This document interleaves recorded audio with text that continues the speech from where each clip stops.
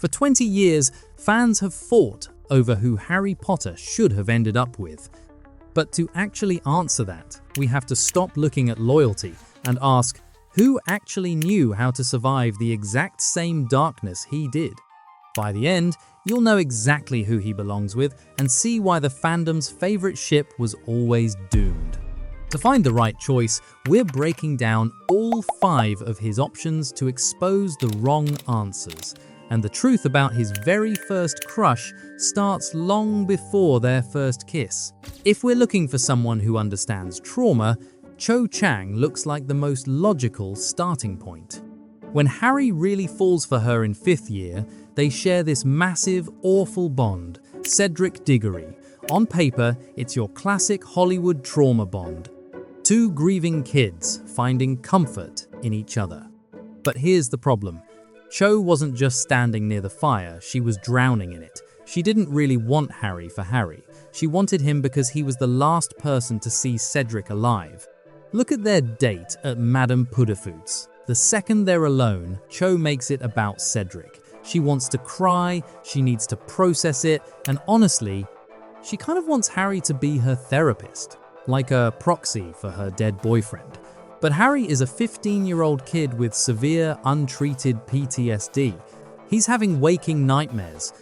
He can barely hold himself together, let alone be an emotional life raft for someone else. That's why Cho is the first elimination. When you're actively being hunted by Voldemort, you can't be someone's therapist. Cho was broken, and Harry just didn't have the tools to fix her.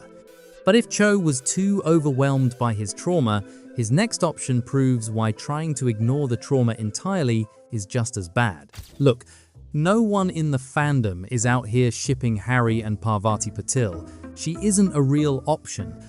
But people skip over her, and that is a massive mistake, because she proves exactly what Harry needed by being the exact opposite of it. In 4th year, he takes Parvati to the Yule Ball. She's pretty, she's popular, and she represents the one thing Harry has wanted since he lived in a literal cupboard, a normal teenage life. But that night exposes a bitter reality. Harry Potter is never going to be a normal teenager. Parvati showed up wanting a fun night out. Harry showed up with the Triwizard Tournament hanging over his head like a guillotine. He ignores her all night. He sulks in a corner. It looks like he's just being a terrible date. But psychologically? The gap between Parvati's innocent high school world and Harry's reality is just too massive.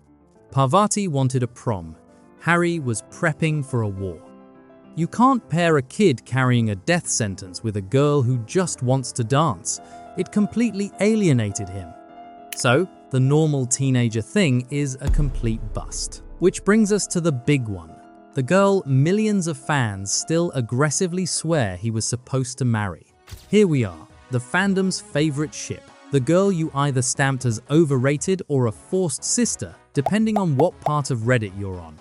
The argument for Hermione is always the same. She's loyal, she never abandoned him, and she's the reason he survived. And yeah, that's all true.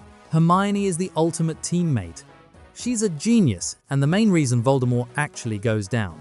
But being a brilliant teammate isn't the same thing as understanding someone's darkness. Hermione's fatal flaw in a romance is that she treats Harry's trauma like a puzzle she can solve if she just reads enough textbooks. Whenever Harry's scar burns, or he acts on raw instinct, what does Hermione do? She panics. She scolds him. She tries to logic her way out of dark magic. If you want undeniable proof that they don't work in the dark, look at Godric's Hollow. Harry wants to visit his parents' graves. It's an emotional, gut-level need. Hermione fights it relentlessly, because logically, it's a trap. When they finally go, and her logical fears come true when the snake attacks them, look at how she handles it. She completely loses it. She can't handle the sheer unpredictability of the dark. Think about what that actually means. She panicked, she tried to logic her way out of a fire, and she literally broke his best weapon in the process. Romanticizing them is a massive misunderstanding of who these characters are. Harry doesn't need another mother to scold him, and he doesn't need a rule book. He views her as a sister because their bond is built on duty and respect, not an understanding of his deepest psychological wounds. She passes the loyalty test. But when the fire gets unpredictable, her panic becomes a liability. If logic and panic fail the chosen one, what happens if we look at someone completely detached from reality? Luna Lovegood. Introduced in Order of the Phoenix, arguably Harry's angriest, most isolated year, Luna offers something no one else in the castle can: absolute acceptance of the weird and morbid. She's the first person who can see the Thestrals. For a brief, haunting moment, she's the only one looking at the world through the same dark lens Harry does. When he's screaming at his friends and feeling entirely alone, Luna just glides in, validates his grief, and tells him he isn't going crazy. But here's the problem with the Luna ship. She's a ghost. Luna doesn't fight the darkness. She just watches it happen. She floats through Hogwarts completely unbothered by danger or reality. And sure, that calmness is super soothing to a stressed-out Harry, but it's not a permanent partnership. Harry is carrying the weight of the world right now. He is stuck fighting an actual war.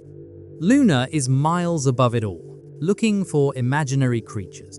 She's a comforting spirit, not a soldier in the trenches. She fails the test not because she's afraid of the fire, but because she's perfectly fine just sitting outside of it and watching it burn.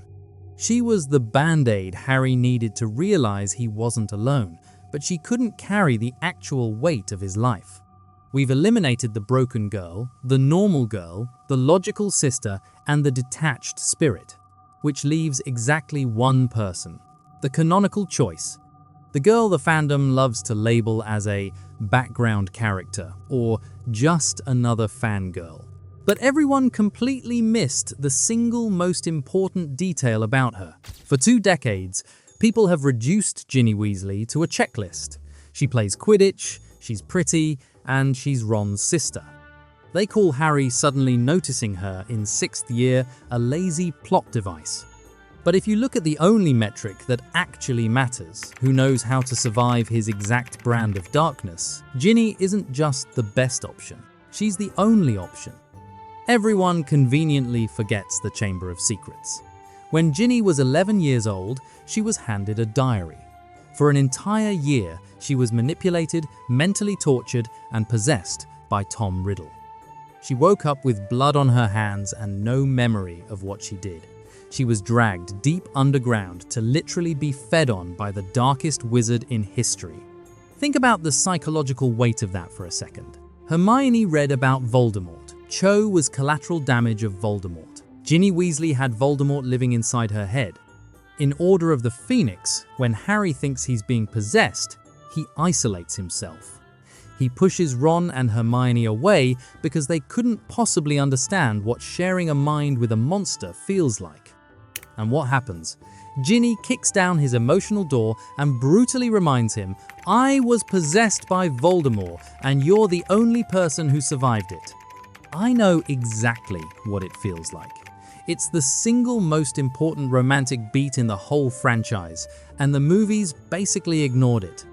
Ginny doesn't panic when Harry acts dark like Hermione did, because Ginny already knows the dark. She doesn't cry like Cho. She doesn't float away like Luna. When Harry operates on raw, violent instinct, Ginny just matches his energy. She's a soldier. She fought in the Department of Mysteries, the Astronomy Tower, and the Battle of Hogwarts. Fans love calling her a fangirl because she had a crush on him when she was 10, but they ignore the fact that the crush died the second she was traumatized in the chamber. She grew up. She was hardened by the exact same villain that ruined Harry's life. Harry Potter didn't need a savior to fix him. He didn't need normalcy, and he definitely didn't need a fan. He needed an equal. He needed the one other person in the world who could look at the darkest, most twisted parts of his soul, shrug and say, "Yeah, I've been there too." The debate over who he should have ended up with isn't really a debate. Harry and Ginny were never a forced narrative. They were just 2 kids who survived the exact same fire and decided to build a life in the ashes. But while Ginny helped Harry survive that fire, we really need to talk about the man who intentionally locked him inside it. For 20 years, we've treated Albus Dumbledore as a hero. But the truth is, Snape was desperately trying to warn us about Dumbledore's terrifying endgame, and we all ignored him. To see exactly how Dumbledore manipulated Harry from day one, click the video on your screen right now, and I'll prove it to you.